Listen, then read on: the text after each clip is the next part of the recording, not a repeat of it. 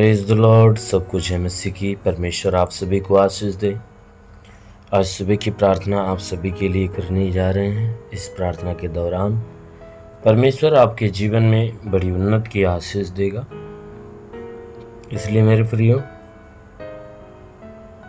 आज सुबह की प्रार्थना को सुनने के लिए तैयार हो जाइए, क्योंकि प्रार्थना शुरू करने से पहले मैं वचन के माध्यम से बातचीत करना चाहता हूँ। आइए एक वचन को लेते हैं। यूहन्ना रचित सुसमाचार अध्याय 15 वचन 5 से।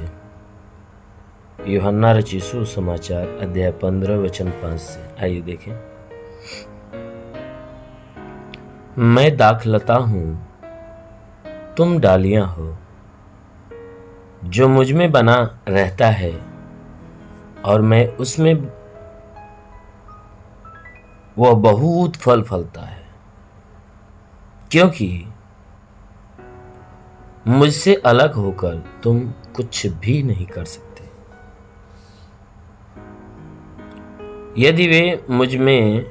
यदि कोई मुझ में बना न रहे तो वह डाली के नाई फेंक दिया जाता है और सूख जाता, और लोग उन्हें उठाकर आग में झोंक देते और वे जल जाती। हालेलुया।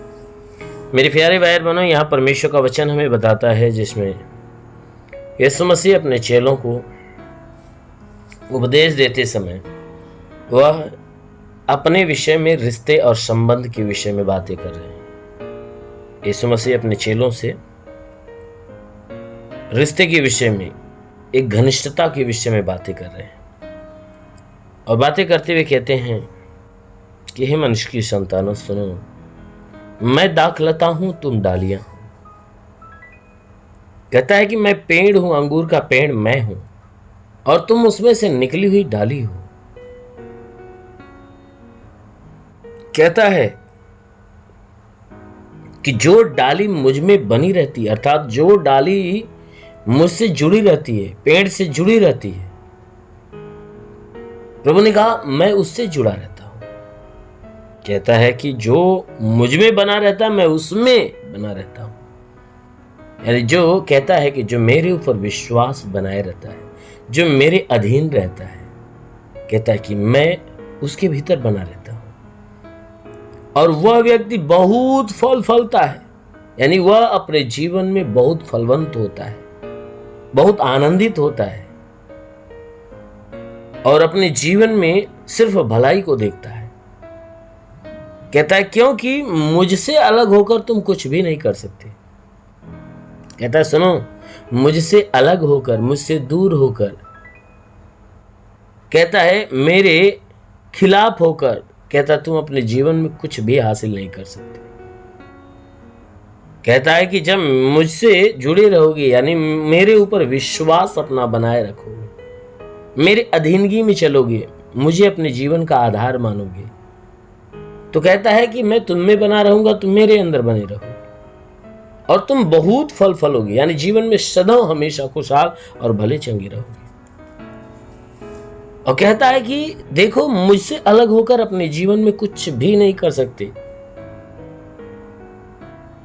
कहता है कि यदि कोई मुझ में बना ना रहे तो वह डाली के समान फेंक दिया जाता है।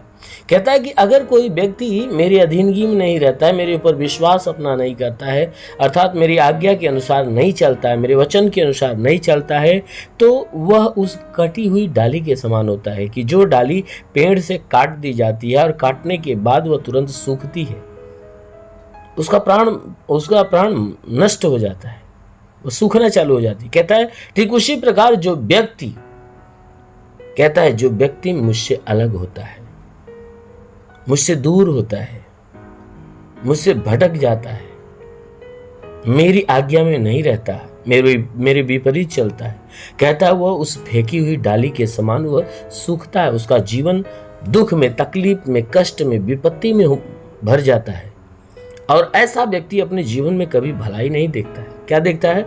वचन कहता है कि जो डाली फेंक दी जाती है, वो सूख जाता है, और लोग उस डाली को क्या करते हैं? बटोरते और आग में झोंक देते, और आग में वो जल जाती है। ठीक उसी प्रकार वह व्यक्ति है जो विश्वास से भटका होता है, अर्थात परमेश्वर की आज्ञा पे नहीं चलता, परमेश्वर के वचन में नहीं चलता है तो वो उस डाली के समान फेंक दिया जाता है और दूत उसे बटोरते हैं और ले जाकर नरक की आग में झोंक देते हैं। इसीलिए कहता है कि देखो मैं दाखलता, तुम डालियां हो, जो मुझ में बना रहता है मैं उसमें बना रहता हूं और वो बहुत फल फलता है।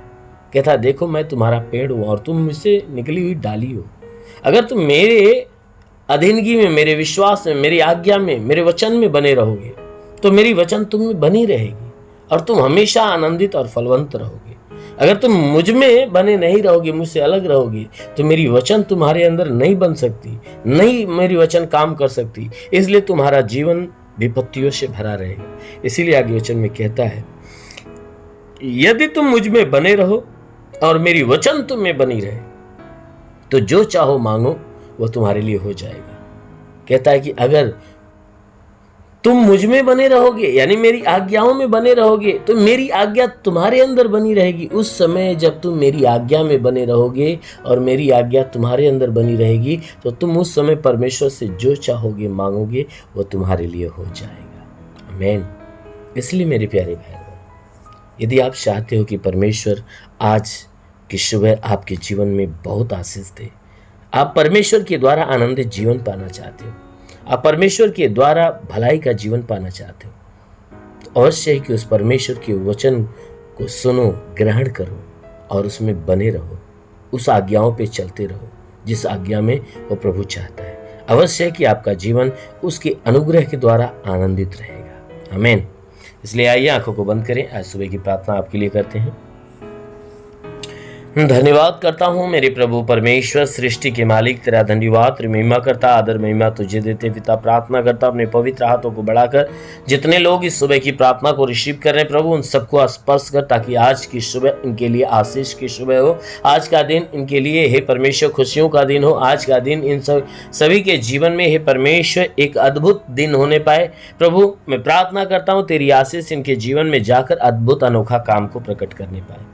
इनके जीवन में जो निराशाएं वह दूर हो जाए हे परमेश्वर, जितनी उदासियां खत्म हो जाए, तंत्र मंत्र जादू टोने की शक्तियां बिल्कुल दूर होने पाए हे परमेश्वर। इनके जीवन में जो भी समस्याएं वो सारी समस्याएं दूर होने पाए। प्रार्थना करता क्योंकि वचन में लिखा है कि यदि तू परमेश्वर को शरण स्थान और धाम मान लिया, कोई विपत्ति तुझ पर न पड़ेगी, ना ही कोई दुख तेरे डेरे के निकट आएगा। परमेश्वर यहोवा अपने स्वर्गदूतों को तेरे निमित्त आज्ञा देगा, तू जहां कहीं जाए तेरी रक्षा करे। महान परमेश्वर में प्रार्थना करता अपने दूतों को इनके लिए आज्ञा दे कि स्वर्गदूत इनके प्राणों की रक्षा करे, जीवन की रक्षा, शरीर की रक्षा करे। शरीर से हर एक दुख, हर एक तकलीफ, हर एक पीड़ा, हर एक परेशानियां दूर होने पाए। दुष्ट आत्माएं निकल जाए। हाँ मेरे महान परमेश्वर में प्रार्थना करता कि वचन में लिखा है कि जो विश्वास करता लज्जित नहीं होता है परमेश्वर, सब तेरे विश्वासी हैं। जैसे तूने मार्था से कहा मार्था विश्वास रखेगी तो परमेश्वर की महिमा को देखेगी, और मार्था ने विश्वास रखा, तूने उसके भाई लाजर के जीवन में बड़ा चमत्कार किया। उसी प्रकार हे परमेश्वर जितने लोग प्रार्थना को सुन रहे सब विश्वास में प्रभु, इनके विश्वास के अनुसार इनके जीवन में बड़ा चमत्कार होने दे। इनके घर में जो दुख है, तकलीफ है, परेशानियां वो बिल्कुल दूर होने पाए। जो गरीबी का श्राप है वह दूर हो जाए, कर्ज है तो कर्ज अदा हो जाए। हे परमेश्वर परिवार में जो बीमार है प्रभु यीशु के नाम में चंगे हो जाए। जितने प्रार्थना सुन रहे हैं उनमें से कोई भी बीमार है प्रभु यीशु के नाम में वो बीमारी से मुक्त होने पाए। हाँ मेरे प्रभु की वचन कहता है कि मनुष्य राई के दाने के बराबर विश्वास रखे, पेड़ से कहते दरिया में लग जा, पेड़ भी बात मानेगा। तो प्रभु उस राई के दाने के बराबर उनके विश्वास को बढ़ाने के लिए इनके जीवन में बड़ा चमत्कार होने दे, ताकि ये परमेश्वर इनका जीवन तेरे आशीष के द्वारा फलवंत हो जाए, हर एक बीमारियां दूर हो जाए, हर एक दुष्ट आत्मा इनके जीवन से निकल जाए। हे परमेश्वर इनके जीवन में जो बंधन है टूट जाए, श्राप खत्म हो जाए। जिसके पास कोई संतान नहीं तो प्रभु ने संतान की आशीष मिले। जिनके अंदर दुर्बलता है, कमजोरियां नष्ट हो, नई ताकत, नई शक्ति आने पाए। ओ प्रभु मैं प्रार्थना करता हूं कि जितने लोग इस प्रार्थना को सुन रहे हैं उनमें पढ़ाई लिखाई करने वाले तो उनके पढ़ाई लिखाई के क्षेत्र में आशीष। ओ प्रभु मैं प्रार्थना करता हूं जितने एग्जाम देने वाले उनके एग्जाम के क्षेत्र में आशीष हो, जितने सेवा करने वाले उनके सेवकाई के क्षेत्र में आशीष हो। ओ प्रभु जितने व्यापार, बिजनेस, नौकरी, काम धंधा करने वाले उन पे बरकत की आशीष होने पाए। ओ प्रभु मैं प्रार्थना करता हूं कि आज की सुबह इन सब के लिए एक आनंद भरा सुबह होने पाए, एक आशीष भरा सुबह होने पाए, एक अनुग्रह से भरा हुआ सुबह होने पाए, ताकि आज पूरा दिन ये आशीषित रहें। प्रभु आपके आशीष में भरे रहें, इनके जीवन में तेरे अद्भुत काम हमेशा होते रहे। प्रभु तेरा साथ इन सबके साथ हो, तेरा हाथ इनके सर पे बना रहे। अनुग्रह शांति से भर दे प्रभु, यीशु के महान नाम में मांगते हैं, आमेन। परमेश्वर आप सभी को आशीष दे। God bless you. धन्यवाद।